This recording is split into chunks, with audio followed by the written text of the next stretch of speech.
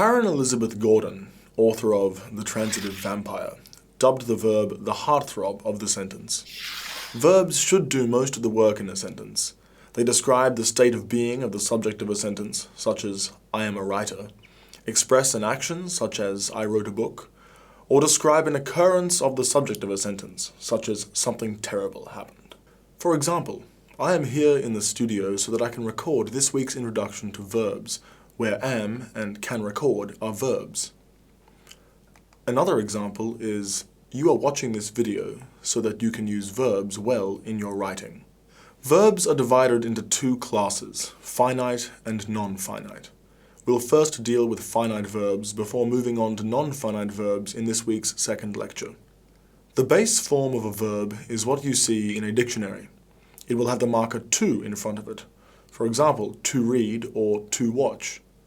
Finite verbs can be joined by linking verbs and helping verbs. They are classified as either transitive or intransitive according to whether or not they act upon an object in the sentence. Verbs form the tense of a sentence, which indicates the time of the action. They can also express mood, that is, whether a sentence is a statement, an order, or expresses a potentiality or something hypothetical. Finally, verbs can indicate whether the subject of a sentence is acting or being acted upon. This is called the voice of the verb. Linking, or copular verbs, link a subject with a complement that describes or explains it, restates the subject, or describes its state of being. They include sensory verbs like hear, look, taste, smell, feel, and verbs such as be, appear, seem, become, grow, remain, stay, prove, sound, and turn when referring to a state or condition. For example, in Agatha seems intrigued, seems is a verb linking the subject, Agatha, with her state of being, intrigued. Other examples include we remain committed to our cause and you appear to have arrived. Helping, or auxiliary verbs, assist in forming tenses when combined with a main verb. Parts of the verb to be, the verb to do, and the verb to have are the primary auxiliary verbs. In the sentence, I am getting used to the dragon, am, a part of the verb to be, is a helping verb, as are have and do in the following sentences. Modal auxiliary verbs, or simply modal verbs, indicate modality. When combined with a base verb form, they suggest a condition, need, likelihood or probability, requirement or obligation, ability or permission. For example, in the sentence, you should read this book next, should is a modal auxiliary verb. It combines with read, the main verb, and indicates a suggestion or obligation. After this lecture, we have a drag and drop exercise where we'll ask you to place auxiliary verbs into their correct slots. Transitive verbs are verbs that express an action carried out on one or more objects. While they require a direct object to complete their meaning, they can also relate to an indirect object. Consider the sentence, I made a cake. Made is a transitive verb because it takes on the direct object cake. In I wrote the Queen a letter, wrote is a transitive verb, letter is the direct object, and queen is an indirect object. Intransitive verbs don't require an object to complete their meaning. They are complete in themselves. If I wrote, ice melts in the sun, the word melts is an intransitive verb. It describes what the ice does, but not in relation to any object. My dog lay down on the floor could just as well read, my dog lay down, whereas I made a cake could not rightly read, I made. Let's now move on to other kinds of verbs. Verb phrases are compound verbs. That is, they comprise a main verb and a helping verb.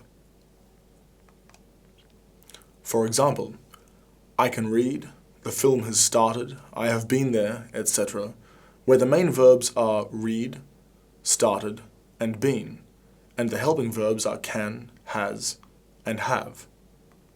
Not to be confused with verb phrases, which we have just looked at. Phrasal verbs, or prepositional verbs as they are sometimes known, are very different. A phrasal verb is a 2- or 3-word verb consisting of a main verb plus a preposition or adverb vital to the meaning of that verb. Note that you must take care never to hyphenate a phrasal verb. Take "let's turn on the light" or "I'll climb up that tree" as examples, where the words turn on and climb up are phrasal verbs.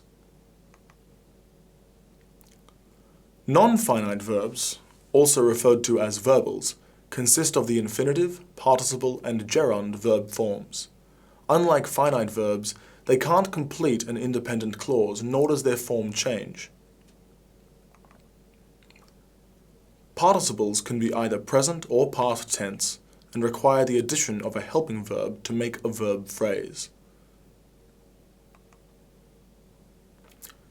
The present participle always ends in ing, such as in the sentence, "I am riding north tonight."